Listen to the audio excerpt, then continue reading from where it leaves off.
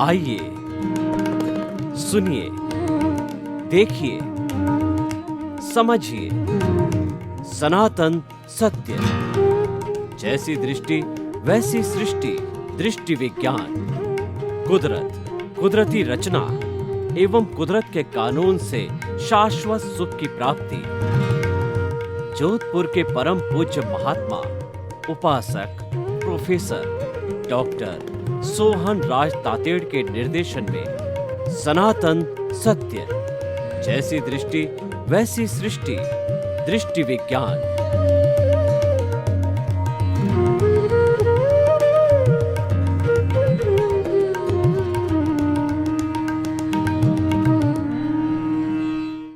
भाइयों और बहनों, मातृशक्ति को नमन। सनातन सत्य कार्यक्रम के अंतर्गत हम आपको कुदरत, कुदरती रचना और कुदरत के कानून के अंतर्गत आपका जीवन अच्छा बनाना चाहते हैं। आपका जो लाइफ स्टाइल है उसकी अच्छी बनाना चाहते हैं। आपको एक अच्छा इंसान बनाना चाहते हैं। ऐसा इंसान जो कि हर परिस्थिति में अपने आप को संतुलित रख सके, हर परिस्थिति में वो डिस्टर्ब नहीं हो, हर परिस्थिति का मनोबल के साथ मुकाबला कर सके। इसके लिए हम आपको जो टेम्परेरी सुख है उसकी जगह स्थायी सुख देना चाहते हैं, ताकि कि आप उसको प्राप्त करके और अगले जन्मों में भी सनातन सत्य के माध्यम से ब्लिस को प्राप्त कर सको, उसकी नींव लगा सको।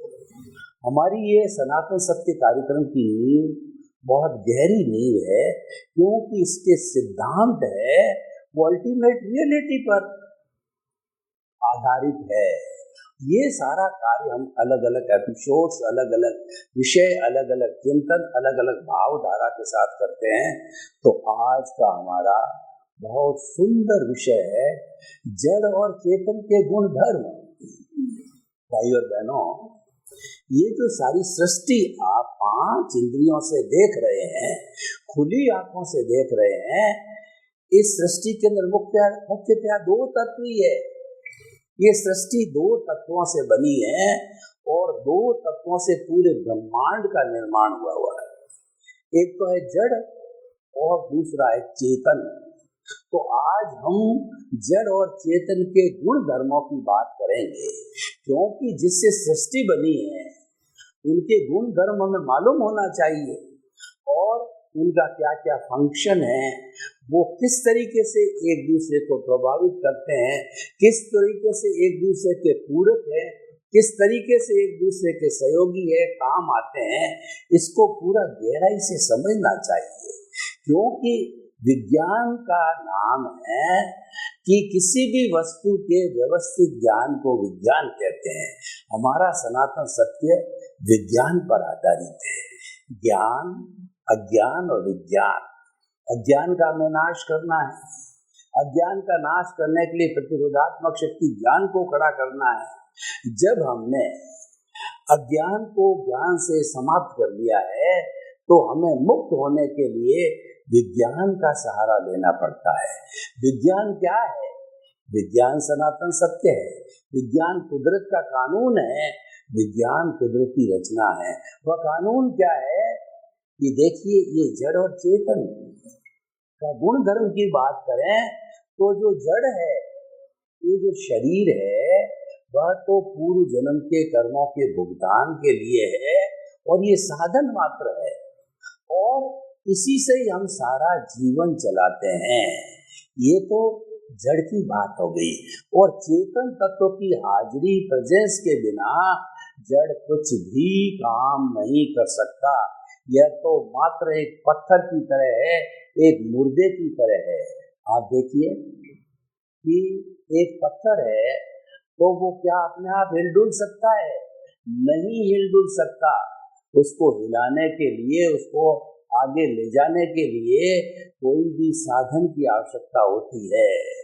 तो इसीलिए हमें वो कौन सा साधन है जो कि जड़ का उपयोग करता है? वह साधन है चेतन तत्व। और हमारा कुदरत का कानून क्या कहता है कि लॉ ऑफ द नेचर क्या है कि जड़ कभी भी चेतन नहीं हो सकता, चेतन कभी भी जड़ नहीं हो सकता। दोनों आपस में मिश्रण हो सकते हैं, मिल सकते हैं, अलग हो सकते हैं। तो पहले हम जड़ के गुण धर्मों को समझें। जड़ जो है पुद्गल कहलाता है, मैटर कहलाता है और इनएनिमेट कहलाता है। इसमें कोई फीलिंग नहीं होती, इसके अंदर कोई तरह का दुख दर्द नहीं होता और कोई भी अनुभूति इसके अंदर नहीं होती है। और इसका जो ओरा होता है वो फिक्स होता है। और जो चेतन तत्व है उसका हर क्षण ओरा बदलता रहता है। हर जीवित प्राणी में चेतन होता है और उसका ओरा हर क्षण बदलता रहता है। तो ये मुख्य फर्क जड़ और चेतन के अंदर है। चेतन फीलिंग करता है, चेतन के अंदर सुख दुख की अनुभूति होती है, चेतन ग्रोथ करता है। और इस तरीके से चेतन तत्व के कॉन्शियसनेस के आत्मा के जो है कुल 23 नाम हमारे भारतीय ग्रंथों के अंदर अलग अलग नाम से बोला जाता है, बताया गया, उसके पर्यायवाची है। तो ये चेतन तत्व है। तो हम चेतन तत्व से पूर्व जड़ तत्व का पूरा खुलासा करें कि जड़ जो है गलन मिलन धर्मा होता है।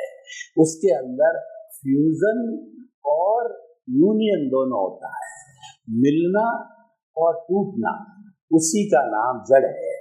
कैसे होता है मैं आपको बताता हूँ कि मान लीजिए कि किसी भी महिला को जो कि उसकी पुरानी बैंगल्स है पहनते पहनते लंबा समय हो गया, उसके मन के अंदर ये चिंतन आता है, क्योंकि ये मानवीय प्रकृति है कि कुछ नया करना चाहिए। तो उसके मन में चिंतन आता है कि ये बैंगल्स को जो है मैं पुरवा करके नेकलेस बना दूं। तो जो बैंगल्स था वह जो है वह बदल करके और जो नेकलेस बन गया। लेकिन दोनों स्थिति ये इसमें क्या हुआ, एक के अंदर तो एक का तो फ्यूजन हुआ और दूसरे का यूनियन हुआ। इसका अर्थ यह हुआ कि एक का तो उसको पर्याय भी बोला जाता है। जड़ और चेतन दोनों पे पर्याय का सिद्धांत लागू होता है।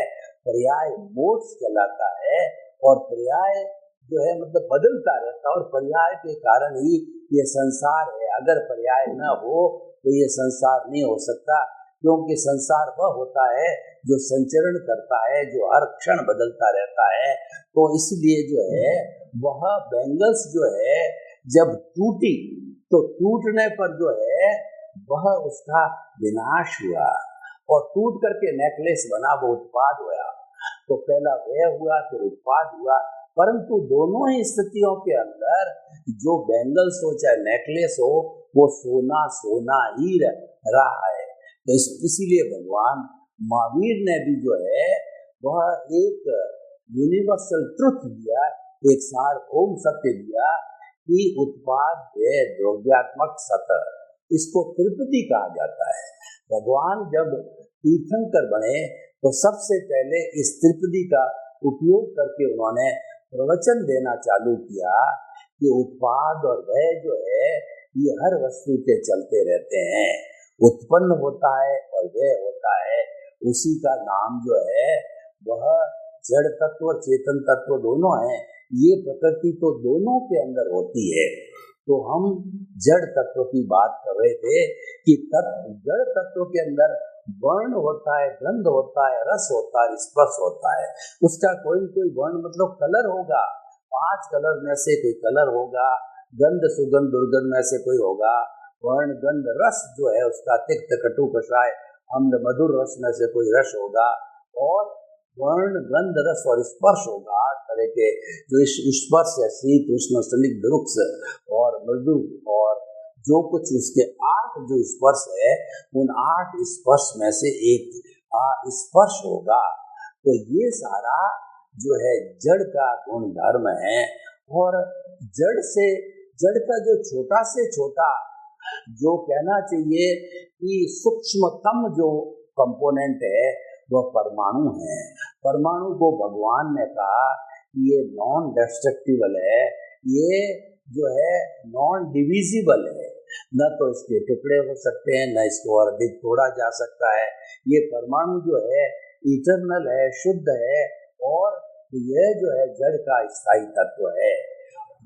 और लेकिन आज वैज्ञानिकों को देखिए, वैज्ञानिक अणु को तोड़ रहे हैं, अणु को तोड़ करके जो उसमें से न्यूट्रॉन, प्रोटॉन, ग्लूकोन वगैरह जो है ये उसमें से निकाल रहे हैं। अभी बोसोन निकाला है और गॉड पार्टिकल्स निकाला, तोड़ते जा रहे हैं।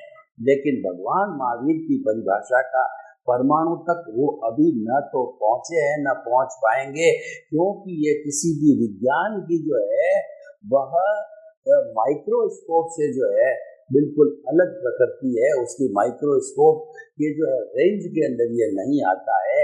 ये तो मात्र जो अवधि ज्ञानी होते हैं, मनोप्रयोग ज्ञानी होते हैं, केवल ज्ञानी होते हैं, वही इसको परमाणु को देख पाते हैं। तो ये सारा जो है गुण धर्म हमने जड़ का बताया। जड़ हमारा साधन है, और जड़ जो है ये चतुस्पर्शी और अष्टस्पर्शी रूप में तो हमारी खुली आंखों से जो दिखाई देता है, ये सारा संसार अष्टस्पर्शी जड़ का है। लेकिन चतुस्पर्शी जड़ भी होता है, उद्गल होते हैं जो कि इसी कॉस्मॉस के अंदर अवेलेबल होते हैं। हमारी मन वचन काया है, इनको योग बोला जाता है। ये कोई भी क्रिया करते हैं तो उस क्रिया से जो है ये चतुस्पर्शी कर्म उद्गलों को वो बाहर से जो है भीतर खींचते हैं, और भीतर खींच करके भीतर जो कषाय विद्यमान है उस कषाय को जो है वो दे देते हैं। यानी कषाय के अंदर वो चार्ज हो जाते हैं, उनको चार्ज पार्टिकल कहा जाता है। हमारे जो हम कोई भाव करते हैं, भाव करके जो पॉजेस डाले जाते हैं, पॉजेस डालने पर उसके ऊपर कोई कोट लग जाता है, तो कोट लगते ही जो है वह चार्ज पार्टिकल हो गया, वो हमारा चार्ज भाव हो गया, और वो हमारे कषाय के अंदर इकट्ठा होता रहता है। ये कषाय जो है वो हमारा जो कॉजल बॉडी है, जिसको हम लिंग शरीर कहते हैं, कारण शरीर कहते हैं, और कोई जो है इसको कर्म शरीर कहते हैं।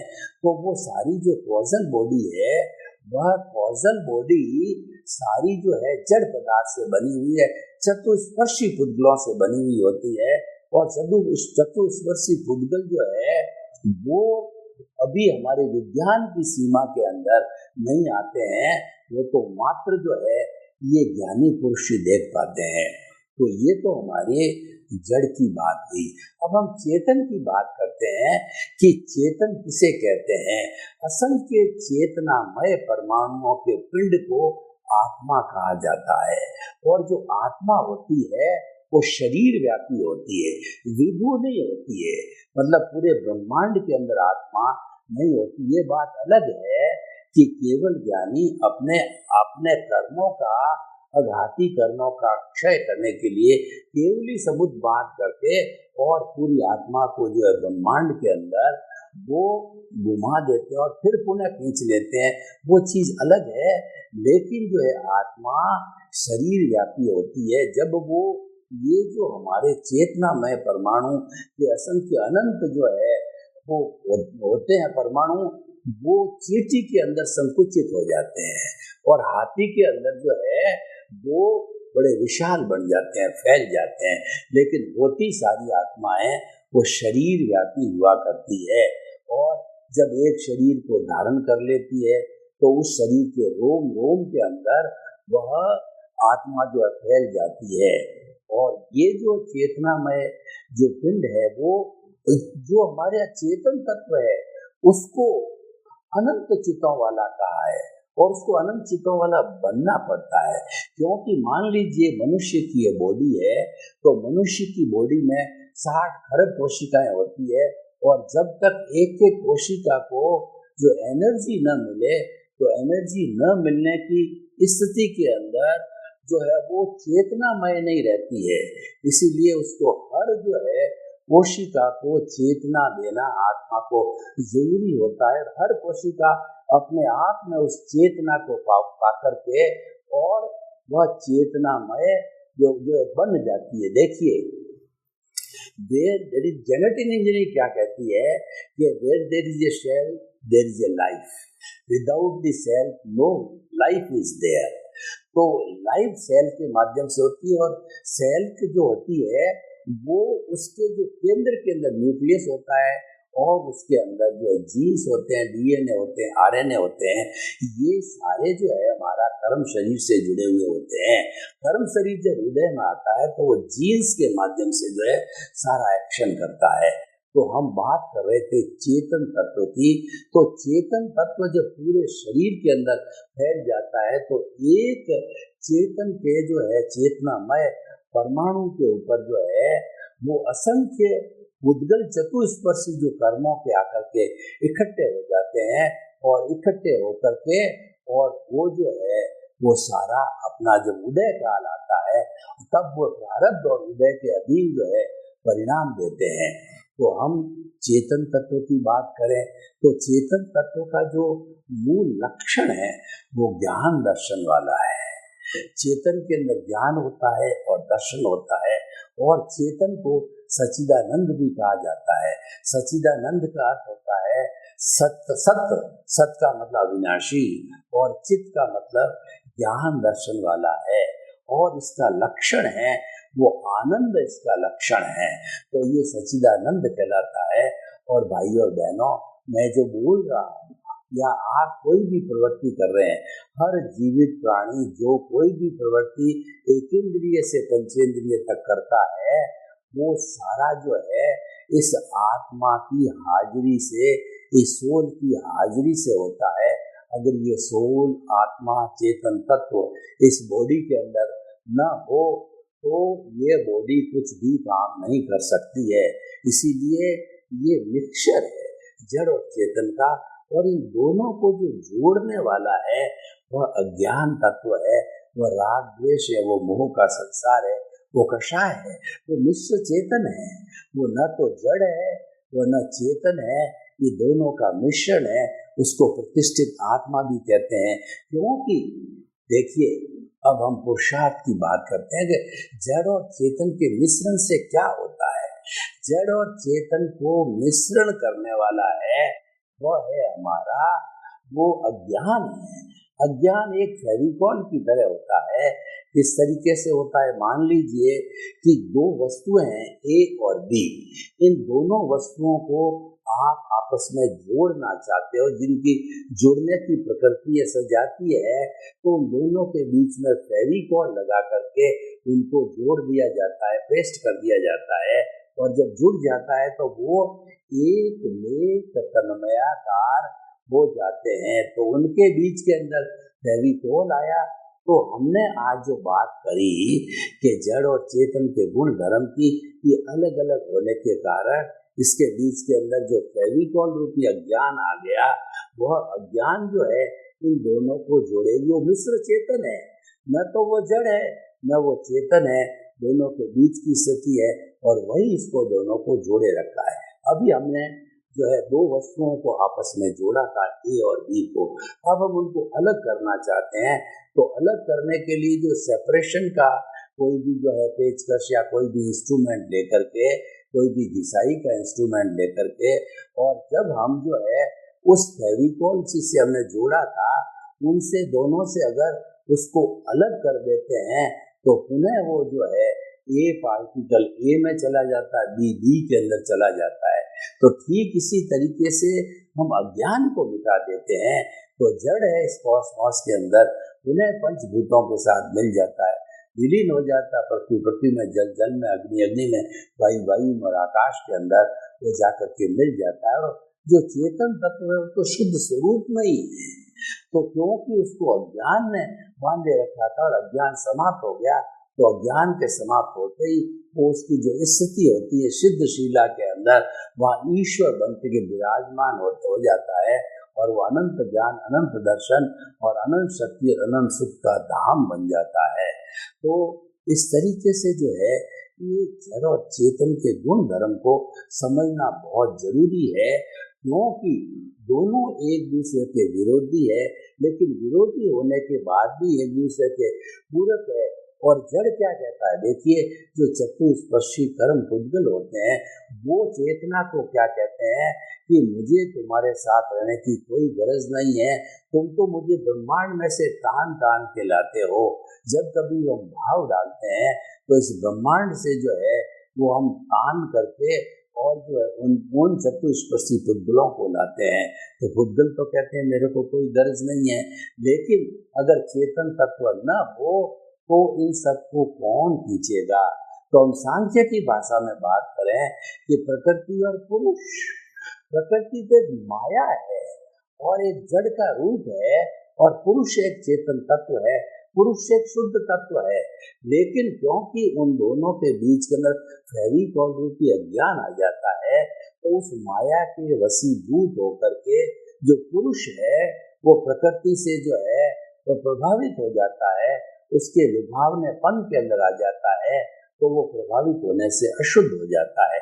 अपने आप में शुद्ध है, और जब वो माया का प्रभाव हट जाता है तो प्रकृति अलग हो जाती है, पुरुष अलग हो जाता है, यानी चेतन तत्व अलग हो जाता है और जो हमारा जड़ तत्व अलग हो जाता है।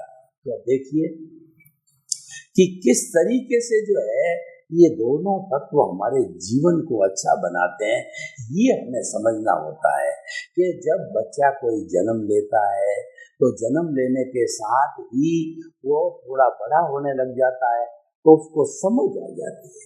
समझ में आने के बाद में वह चिंतन करता रहता है, मन से चिंतन करता है, और वचन से वो बोलता है, और काया से कोई भी वो गतिविधि करता है। तो वो सारा जो है उसके जब समझ आ जाती है तो समझ के कारण जो है वो चिंतन करता रहता है। तो उसके लिए जो अब हमें जड़ और चेतन तत्व का सहयोग लेना चाहिए कि जो कुछ भी हमारी प्रवृत्ति, मन, हमारी प्रवृत्ति जन्म से मृत्यु तक के बीच के अंदर चलती है, वह प्रवृत्ति हमारे पूर्वकृत कर्मों का उदय और प्रारब्ध है, उसी के अनुरूप चलती है। जो जो हमने कॉजल बॉडी बनाई थी पूर्व जन्म के अंदर, जैसे जैसे हमने भाव डाले थे वो इस जन्म के अंदर उदय प्रारब्ध के रूप में आते हैं।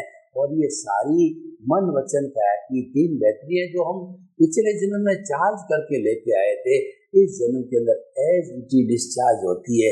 कैसे होती है? जैसे कि कोई भी सीडी या टेप भरी होती है, जब उसको चालू करते हैं तो पुनः वो उसी रूप के अंदर बोलती है, उसको कोई स्वतंत्रता नहीं होती है।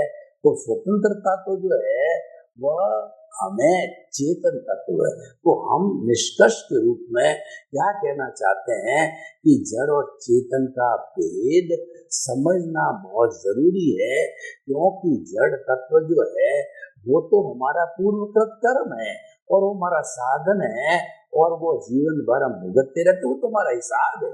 और चेतन तत्व उसकी हाजिरी है, उसकी हाजिरी में होता है, क्योंकि ये जो पैदा किया गया था उसमें भी चेतन तत्व की हाजिरी थी और वर्तमान में भी चेतन तत्व की हाजिरी है।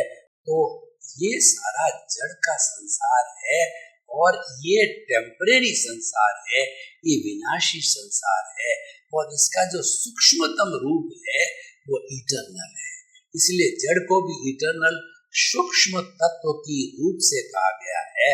भगवान महावीर ने कहा कि जो सबसे न्यूनतम जड़ का जो तत्व परमाणु है वह नॉन डिविजिबल है, वो नॉन डिस्ट्रक्टिबल है, वो न तो किसी से रुकता है और न किसी को रोकता है, और वो प्योर तत्व है। वही जब द्विप्राणी, चतुर्प्रमाणी और अष्ट परमाणु हो जाता है, तब वो अष्ट परमाणु अष्ट स्पर्शी होकर के सारी ये दुनिया बनती है।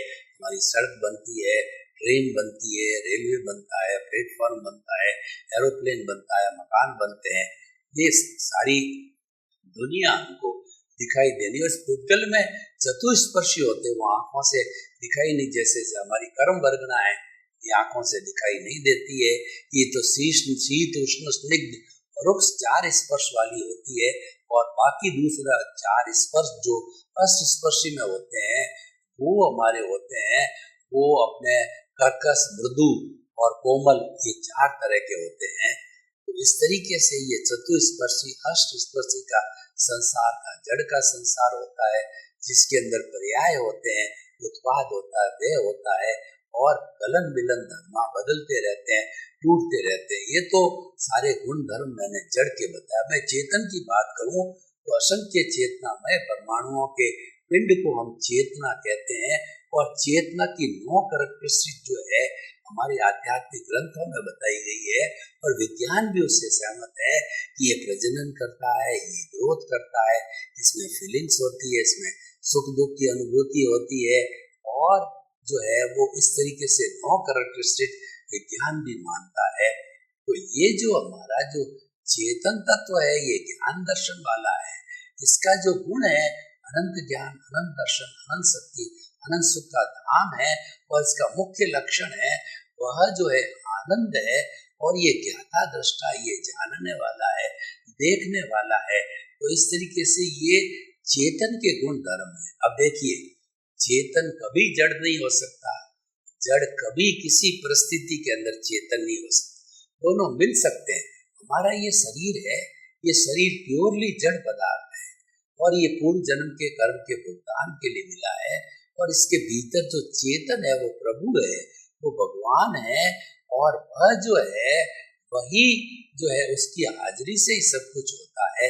उसकी हाजिरी से कर्म बंधन होता है, कर्म छूटते हैं और पुनर्जन्म होता। सारे कार्य है चेतन तत्व की हाजिरी से होता। चेतन नहीं है तो हम मुर्दे हैं, हम कुछ भी नहीं कर सकते हैं।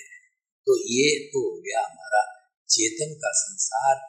और चेतन के जो गुण धर्म क्या होता है कि चेतन कभी भी जड़ नहीं हो सकता। कैसे नहीं हो सकता, आपको उदाहरण बताएं कि जो एक पानी का टब है, उस पानी के टब में 10-12 जो है हमने तेल की बूंदें डाल दी है। अब उसको खूब मथते हैं, 1 दिन 2 दिन 4 दिन सप्ते भर उस पर विलोना करते हैं। तो विलोना करते करते भी हम देखते हैं कि वो तेल की बूंदें पानी पे एज इट इज पड़ी रहती है।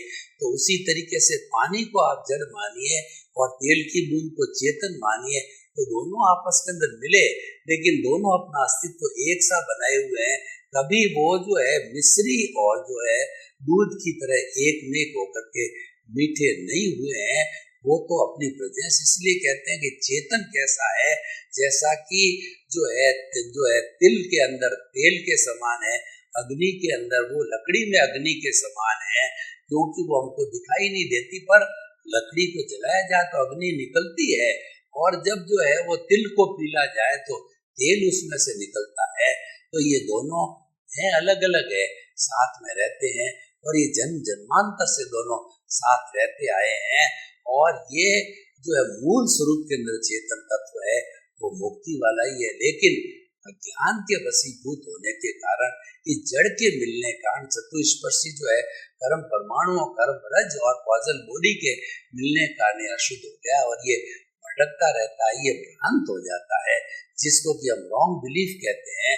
इस रॉन्ग बिलीफ को समाप्त करने के लिए हमें ज्ञान लिया जाता है, और ज्ञान से विज्ञान की अज्ञान, ज्ञान और विज्ञान। अज्ञान का अर्थ होता है हम अपने आप को, जड़ को जो है चेतन मान लेते हैं, जड़ को ही अपना स्वरूप मान लेते हैं, शरीर ही नहीं शरीर हूँ ये मान लेते हैं, नहीं करने वाला हूँ कर्ता भाव मान लेते हैं, मिथ्यारोपण कर लेते हैं। तो ये जो है कर्म बंधन का कारण होता है, ये हमारी मिथ्या धारणा बन जाती है। और जब हम जो है गुरु की कृपा से, ज्ञानी पुरुष की कृपा से इस मिथ्या धारणा को तोड़ देते हैं कि जड़ अलग है, चेतन अलग है, मैं शरीर नहीं हूँ, मैं तो आत्मा हूँ, मैं तो अजर हूँ, अमर हूँ, अविनाशी हूँ, और मुझे तो इस मन वचन काया रूपी जो है तो इसकी अवस्था मात्र कुदरती रचना है, और ये मन वचन काया से मुक्त जो है ऐसा मैं शुद्ध आत्मा हूँ। ये हमारा चिंतन प्रारंभ हो जाता है।